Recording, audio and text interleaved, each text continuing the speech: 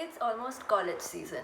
Your lovely comments on the last couple college videos have been extremely inspiring. I really encourage you to start a conversation with us either in the comment section of YouTube or on Instagram or Twitter if you think that we can help out in any way at all with your college application process. This video is the final installment in my 3 Caltech essays videos. Be sure to check out the previous 2 videos, the Common App video as well as the Caltech short essays video. Both are linked below. Now, let's get right to it. Caltech requires 3 long essays. The first one is the collaboration essay, the second one is the what do you do for fun essay, and the third one is how will you contribute to the diversity at Caltech. Each essay is between 250 and 400 words. This I found was a pretty big range compared to usual college essays. Most of my essays were about 300 to 350 words. While this worried me at first because it wasn't close enough to the 400 mark, I now think that as long as you're conveying enough meaning, there's real value in being precise. On that note, let's dive right into the first essay. The prompt for the first essay is, much like the life of a professional scientist or engineer, the life of a techer relies heavily on collaboration. Knowing this, what do you hope to explore, innovate, or create with your Caltech peers? So this is sort of along the lines of a why college essay. You want to be able to show that you understand and can harness what they have to offer at their university. Okay, let's start reading. Sing it out, she said. My English teacher was referring to Hamlet's infamous to be or not to be soliloquy. Bewildered, I struggled to find the right tune. But when I did, by analyzing my natural choice of rhythm and notes, she taught me about stressed and unstressed syllables in poetry. I was blown away. By simply connecting the topic to my passion for music, she had personalized it, and as a result, I grasped the concept more thoroughly than I would have otherwise. Instructors like my English teacher, and few and far between in a developing country like India. Being one of the world's most populous countries is both a boon and a curse. We're human resource rich, but we face huge disparities in the quality of and training for teaching. However, I saw personalization as a machine learning problem that was already being tackled by music and video recommendation systems on Spotify and YouTube. In the summer of 2018, I attended the course Science, Technology and Society at the Stanford Pre-Collegiate Summer Institutes. At the program, I got to realize my thoughts on personalized learning and composed a capstone research essay on the impact of machine learning advancements on education titled Digital Aristotle. I analyzed existing recommender systems of YouTube and Khan Academy and delved into the role of personalized tutors that could define the future of education. While creating an intelligent classifier for TalentEdge, a corporate education firm, and developing QED, a Chrome extension to improve retention for online learning, I kept tracing the contours of this immense challenge. As I read about Caltech and its rich legacy of cultivating educators like Richard Feynman, I discovered that it was compelled as well by the same purpose to innovate teaching techniques and technologies constantly. Through the Center for Data-Driven Discoveries, I hope to research EdTech with my fellow techers. Just like my teacher had used my passion for music to bridge my conceptual gap in literature, my work with students from the Neurosystems department will blend in neurocognitive techniques with technology to enhance concept and skill acquisition.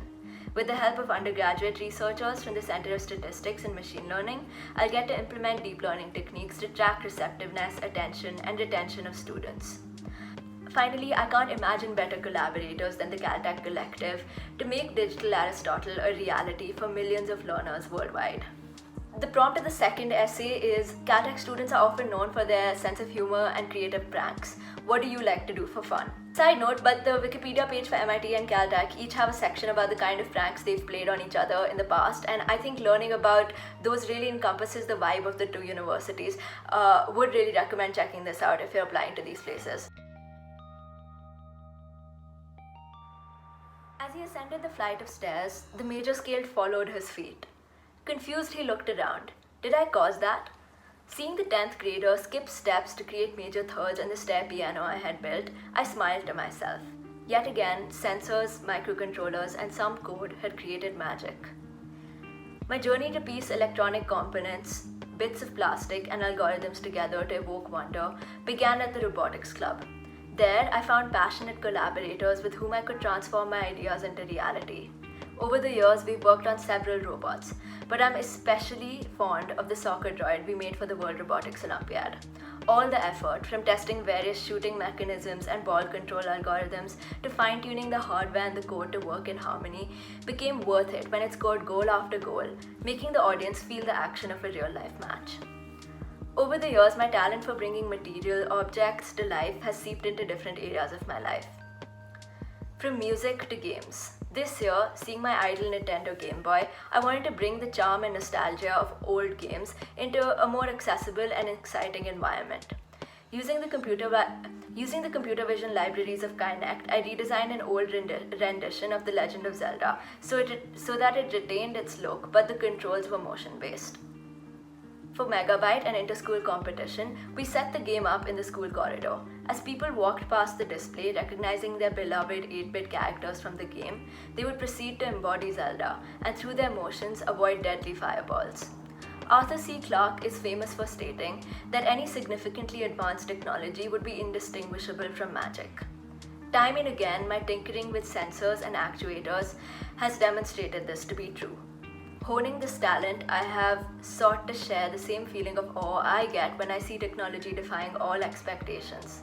I can't wait to bring my greatest talent to campus and inspire my peers to feel what my juniors felt while hopping up the stair piano. Magic. The last essay has the prompt, "The process of discovery best advances when people from various backgrounds, experiences, and perspectives come together. How do you see yourself contributing to the diversity of Caltech's community?"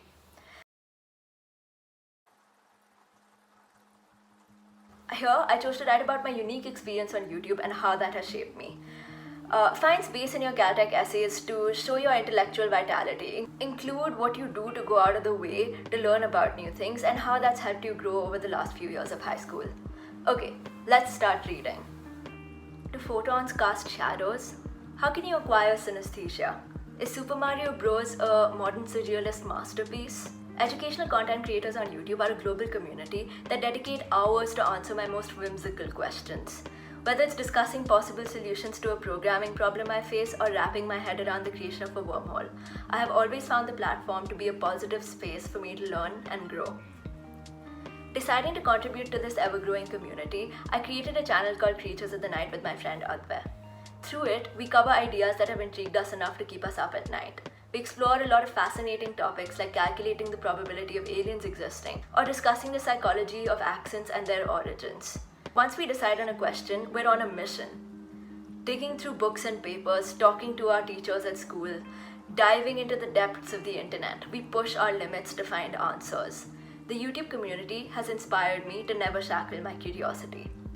Often conversing with fellow YouTube learners, I realized that in the fast-paced teaching of a YouTube video, it's often difficult to retain lessons. As someone who spends an unreasonable number of hours scouring for quality content, I decided that this was a problem I wanted to address. I used my knowledge of natural language processing, which I acquired from YouTube, to build QED, my learning buddy. It uses caption scripts of a video to generate a quiz automatically. Sitting in your browser, it occasionally prompts users to take a quiz on the topics of the videos they watched that day. Seeing the lines of code I had written assist my friends at school, I saw how a problem that I had identified was serving a more significant need. From starting a YouTube channel to deploying machine learning techniques, I've seen my journey on the platform come full circle. The community has inspired and equipped me with the tools I need to solve more such problems, not only within the community, but also in the broader community of educators. I aspire to make my time at Caltech one filled with uninhibited intellectual inquiry.